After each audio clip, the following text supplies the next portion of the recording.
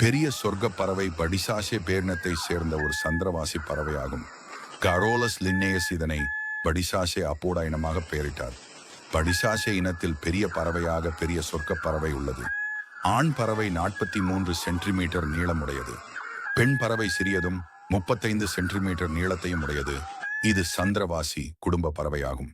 இவற்றின் பெரும்பான்மை பபுவா நியூகினி மற்றும் அதன் சூழ உள்ள சிறிய அளவில் மலுக்கு தீவுகள் மற்றும் கிழக்கு ஆஸ்திரேலியா ஆகிய இடங்களில் காணப்படுகின்றன.